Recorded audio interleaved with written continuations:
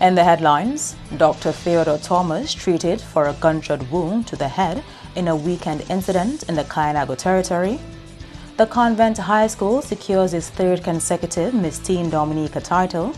And Omi and Charles of Stock Farm is Carnival Mother's Queen, while St. Mary's Academy captured the Junior Calypso Monarch title.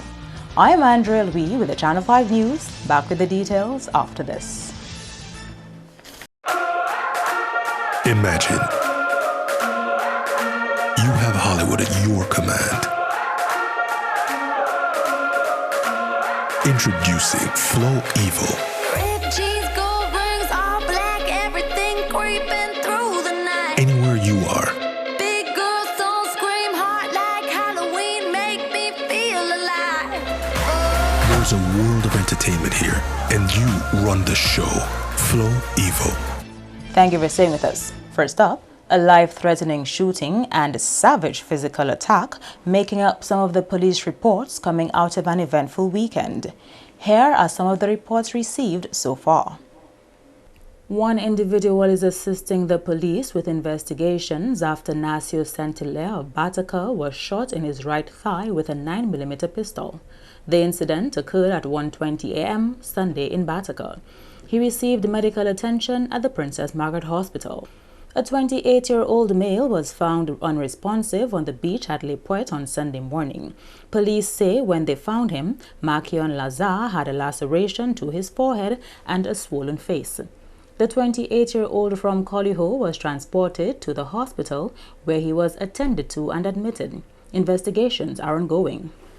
A police operation in Kulibistri on Friday intercepted one white and green open-keel vessel.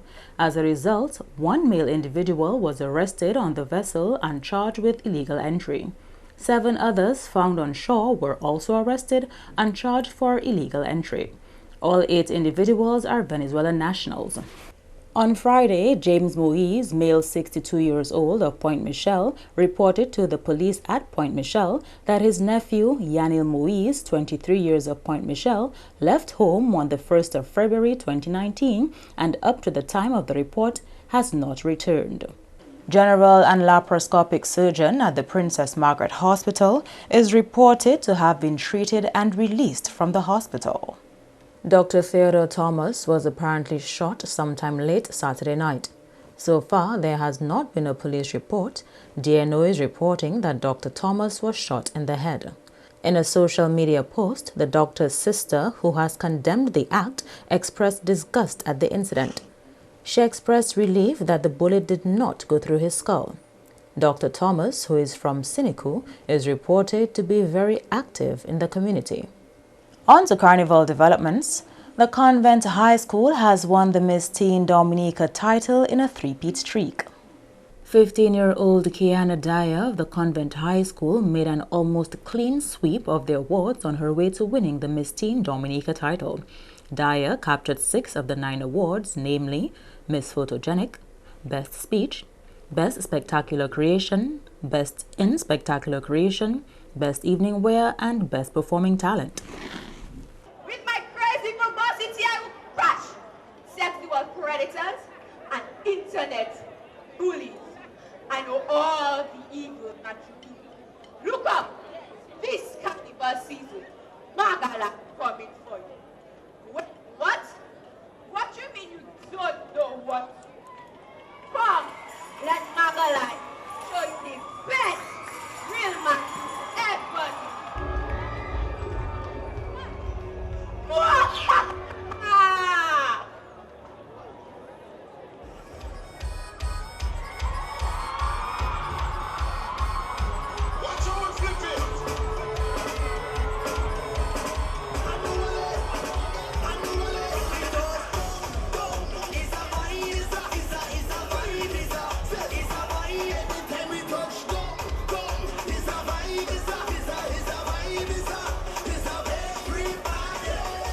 First runner-up position went to Olani Kopel, a 15-year-old 4th form student of the Pierre Charles Secondary School, who also took the award for Best Evening Wear. And placing third was 16-year-old Tyra Hallsborough, a 4th form student of the Orion Academy, who also captured the awards for Miss Amity and Best Response to Question. General elections are due to take place in Dominica soon. How important do you think it is to vote? As a people, we have the power to make positive changes in our community and our country by voting. If you believe that the policies of a person will change your country and your community, then you have the responsibility to vote for them. So exercise your right to vote. Thank you. The other participants in the Miss Teen Dominica pageant were 15-year-old 4th form student of the St. Martin Secondary School, Desira Dura, and Tricia Cuffey, a 16-year-old of the Goodwill Secondary School. The weekend's competition marked the 42nd staging of the pageant, which is organized by the White Copley Dance Theatre Company and was held under the theme, Promoting Creativity and Building Potential. Miss Teen Dominica 2018 was won by Georgiana Albert of the Convent High School, while Miss Teen Dominica 2017 was won by Cheyenne Dewhurst, who also represented the Convent High School. Still with pageantry, 26-year-old Omian Charles of Stock Farm has captured the Carnival Mother's Queen 2019 title. Charles, the mother of one, took the title after emerging victorious from a field of 7 competitors. On her way to the throne, Charles took the awards for Best Evening Wear, Best in Evening Wear, Best Swimwear, Best in Swimwear, and Miss Amity. Second place went to Zaina Elize, who is the mother of 2 and represented Grand Bay. She took the award for Best Performing Talent. Now there's no way I will ever see the light. What? Yeah. Lord, I pray that the ones who butchered me will find the truth and help change their destiny. Boy, my body's so mangled, dismembered and torn. I can feel my life slipping away. No, I never will see my firstborn. Body boy, body video, body boy, body video, body boy. The silent plea of an unborn child. Listen, choose life. Third place went to 22-year-old Sarah Leatham of Mount Prosper, mother of 1, who represented the Roseau Valley. She won the award for Best Response to Question. State one thing that you would have done differently as a mother and why. One thing that I would have done differently as a mother would be in my corrections, because I believe that it is in the way that we speak and in the way that we correct our children builds them emotionally. Words can affect children if spoken negatively and may have a negative impact in their future. Thank you. The other participants in the 2019 Mother's Carnival Queen Show were 26-year-old Kimara Luge of Roseau, who also took the award for Best Spectacular Wear, 21-year-old Davia Joseph of the Kainago Territory, who is the mother of 1, 28-year-old Sherian Bergens representing the North, who is also the mother of 3 children, and 42-year-old mother of 6, Lisa Corner, who represented Portsmouth and Stock Farm. In more competition results, a St. Mary's Academy student has won the Junior Calypso Monarch Competition 2019. 16-year-old Malik Daru, stage name The Examiner, beat 8 other competitors to take the title on Friday night. His song, An Example, was written by Jerry Lloyd. Before you can work together in harmony, then what do you really have to show me? I guess we'll just have to face the fact that much of what you do is just an act. And so, mirror all you sow, let that be shown. It's discouraging what we see. We think that you exemplify. But before we give up finally, I'm here to make another plea. Set a better example for children to go, an example for young people to follow. Ayo. Daru beat Jedan Dijed John Baptist of the Dominica Grammar School into second place. He performed a song titled School Time. Nikema Alfred, the Empress from the St. Martin Secondary School, came in third place with her song Pray for Dominica. And Lauren Charles, stage name Lauren of the Goodwill Secondary School, singing Maria Played Carnival, placed fourth. Still with entertainment, the radio station, which pioneered Bouillon Day, is calling for a nationalistic approach towards recognizing one of Dominica's indigenous music genres. Julian Morris tells us more. Bouillon Day is observed on the Tuesday of the week leading up to Carnival Monday and Tuesday, which is known as Carnival Week. This initiative is in an effort to pay homage to Dominica's homegrown bouillon music. Bouillon Day was first recognized on the 2nd of February 2016, and for its fourth observance on Tuesday, the national radio station DBS has planned an event to showcase bouillon music. Let us now take the Bouillon Day as not DBS own, but as Dominica's own, and that we can do some things in collaboration to ensure that we harness that talent. And this year, management decided that they were going to recognize the bouillon in a more sustainable way, in a more meaningful way. And so we came up with the idea of entertainment. And we boiled down to some of the best acts for the very first year, to include the Triple K Band, the Signal Band, the WCK Band, and Colin XP, along with Asa Banton.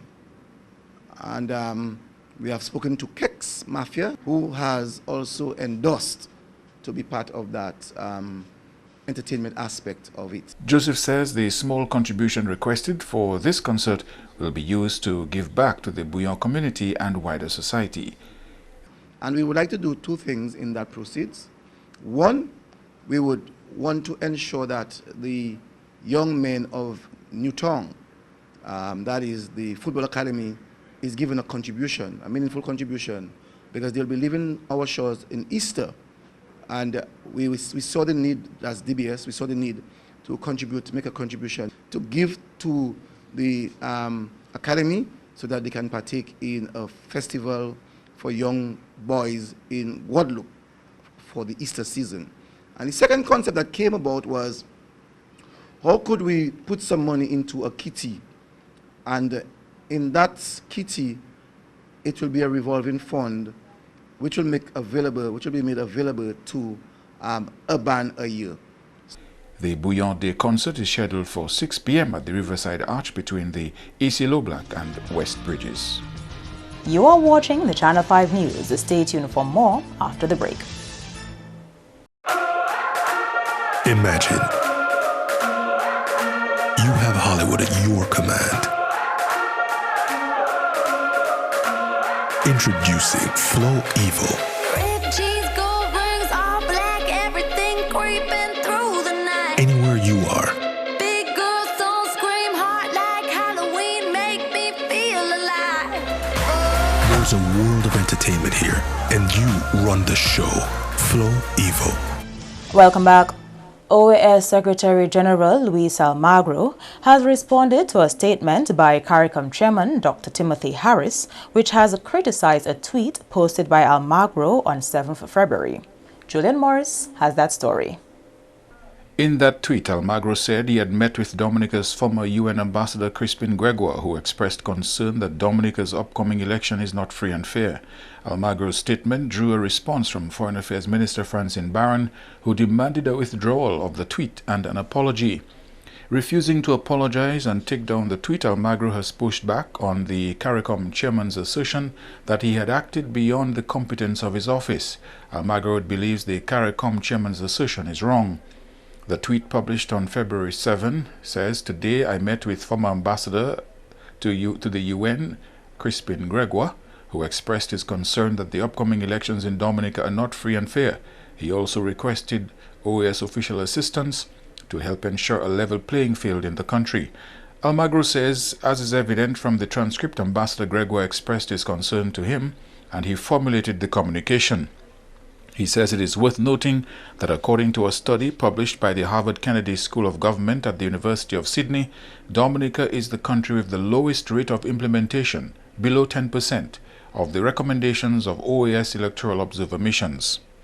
Almagro says he stands by his statement and actions, and which are consistent with the competence of the Office of the Secretary General. And Senior Counsel Anthony Astafan has called out the OAS Secretary General for bias and prejudice.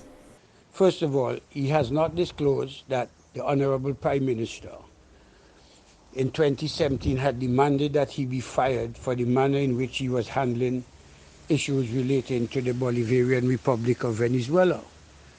So therefore it comes as no surprise to me that the first and only leader of a member of an opposition party he would meet to discuss electoral reform is in fact a representative of the opposition in Dominica. That's an extraordinary coincidence and gives rise to very serious issues of bias and perhaps prejudice as well. But more importantly, the Secretary General refers to a report that none of us know about. But he also ignores and absolutely ignores the fundamental issues which were raised in the letter, first of all by our Minister of Foreign Affairs and by CARICOM. He has ignored completely the fact that this government is the first to entertain any form of serious electoral reform. The government has funded the complete, how should I put it, technological independence of the Electoral Commission, where they are now the only electoral commission, perhaps in the OECD, that publishes its own electoral list, that millions of dollars have been spent in putting in place the machinery and software for the ID cards and the confirmation process, which are two of the recommendations made by Commonwealth observers, including the OAS. But that these recommendations, these potential amendments for electoral reform have been violently resisted by the opposition and the concerned citizens movement. There were clashes in Parliament at the first sitting. At the second sitting, stones were collected by the gas station. And that the so-called concerned citizens movement, the concerned citizens movement, in fact, applied for the injunction to prevent the very reform that government wanted to do. And the Secretary General either recklessly or intentionally refused to point out and to respond to the merits of what the Minister of Foreign Affairs said, some of which I just recapped to you, and ignored the attempts at reform and the hostile reaction by the opposition.